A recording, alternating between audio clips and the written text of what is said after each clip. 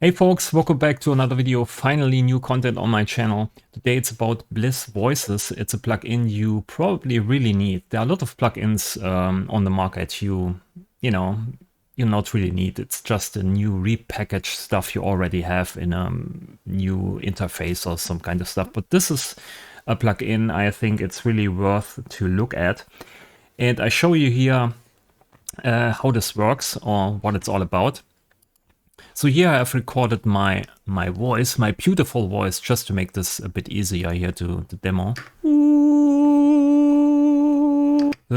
I sing just one pitch here.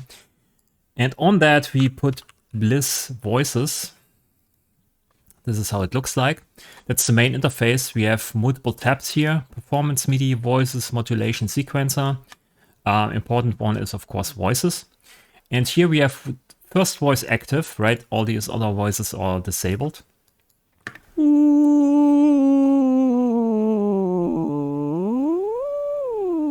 So in this transpose mode, which is a relative pitch mode, we can just transpose the input signal to a different pitch. So we can pitch it down 1 semitone, 2 semitones, or up, right?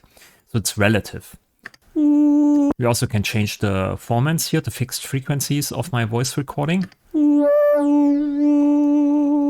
And the volume, the panning.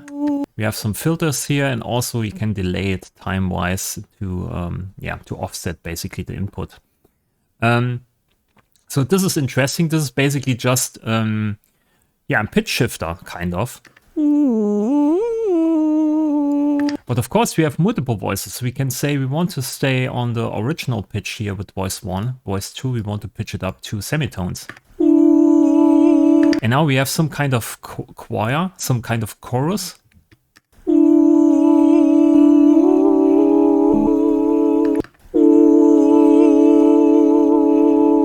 So it's in relative pitch mode, and we can use multiple voices to create multiple voices with different pitches. All these pitches are relative to the input pitch.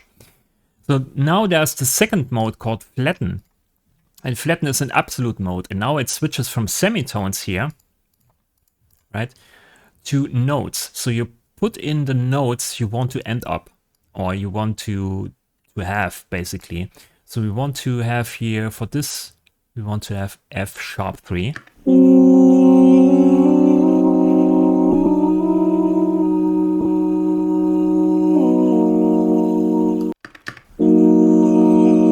So it doesn't matter the input pitch here or what you sing in, you always end up on the pitches of F#3, D#4, and A#3, right? It's an absolute mode. So I can show you this by pitch shifting here the original audio file here in Bitwig.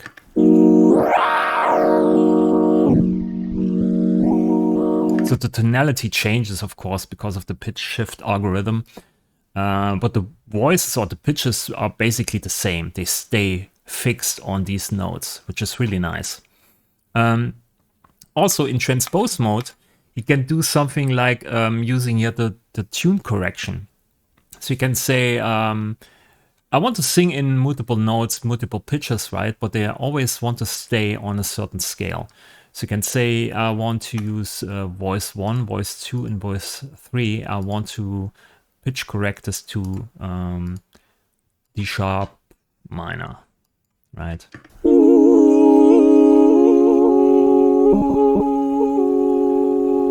So when you change the pitch here, also these output pitches change, but they always stay in the scale of D# minor, which is super nice. So with this plugin, you basically get multiple plugins in one. You have a pitch shifter. You can not only pitch shift one voice, you can use multiple voices to pitch shift onto different pitches. So you create some kind of chorus sound or choir sound. And you can also pitch correct here to a certain scale. And on top of that, if you not only want to use here 4 voices, you can also use additional voices by using MIDI input. You have this MIDI button here, right? So to show you this, I disable these voices so you can hear what's going on. And what we do now is we create here a second track, an instrument track, so we can use MIDI input here. It's my Stencil Morph, my MIDI keyboard. And on the, not on this track, on the audio track here, in front of the Bliss voices, we use a receiver, a note receiver. And we want to receive notes from the instrument 2 here, right? Which is the MIDI input. So now when I play back here, this audio recording, you can hear nothing because we disable all these voices. But now we can add additional voices by using the MIDI keyboard. So I play a one note. You can also see this here on the keyboard. So every time you press a button or a key on the keyboard, you add one voice. So you can use multiple voices.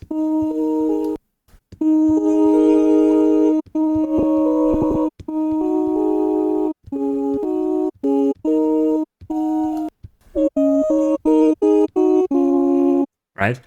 So you can play chord progressions with this and melodies.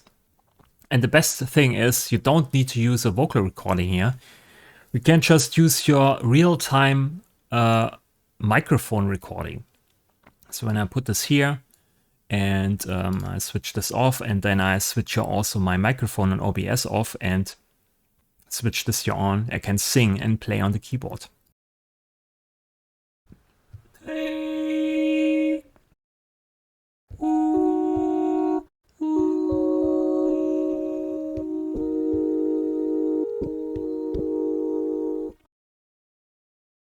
And because when I play on the keyboard, it's basically in absolute or in the flatten mode here. So it doesn't matter which kind of pitch I'm singing in. I can completely be off with all my pitches, or I can't sing at all. This plugin basically makes it so you end up with your voice on the key you are pressing on your keyboard. So it's really neat. It's some kind of, you know, between a vocoder or pitch correction. So it's all in one basically, which makes it really nice and highly creative. If you put here some kind of reverb on this, it's really nice for pet sounds. And this is also how I use it in one of my streams. So let's disable the microphone input on OBS again.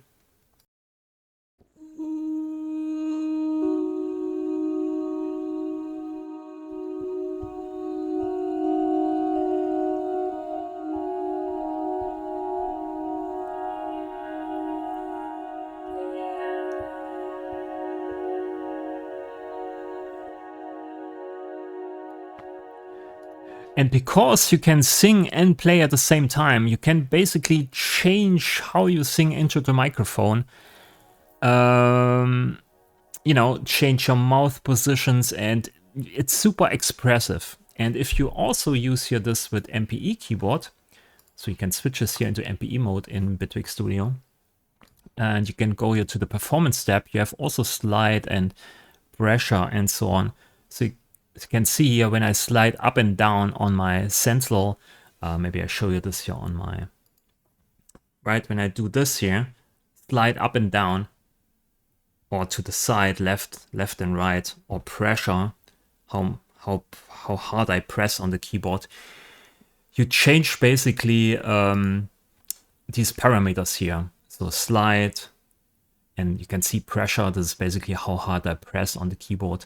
And then you can say, I want to move this here to, I don't know, MIDI format. It's the pressure, right? And then I can sing again.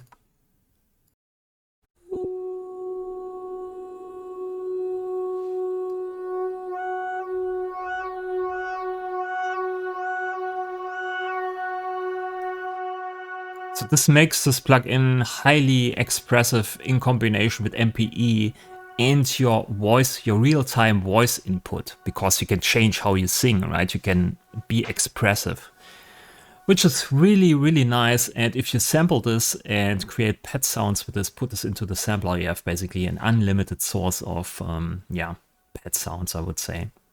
It's probably also nice for lead sounds or whatever. So just to give you some ideas for that. Of course, we also have here a modulation tab where we have LFO1, LFO2, an envelope follower, and so on. But inside of Bitwig, that's not really important. As you know it, you can attach a lot of modulators from Bitwig itself here, right? You can say I want to have here an LFO and then modulate here the pressure amount or whatever you want to, let's say voice format 1, and then you modulate this. And you can see we, modulate this. So it's not really important for Bitwig users to have this tab here. It's probably my tab I never use. Also the sequencer here, it's also in there.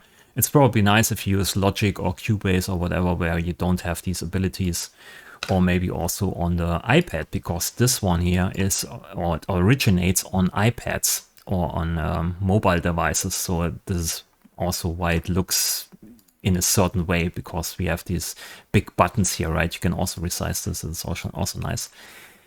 And because this was designed on iPads or mobile devices, I can move this here to my second screen. I show you here I have here on this screen, I have basically a touch screen, so I can nicely use this here with my Windows touch screen. It's easy to use because we have all these big buttons. We can draw stuff in here. Gonna enable this. Yeah, you can draw stuff, and it's really nice to use also on touch screens. So it's not completely irrelevant for desktop usages. So it's nice that we have basically these big buttons, right?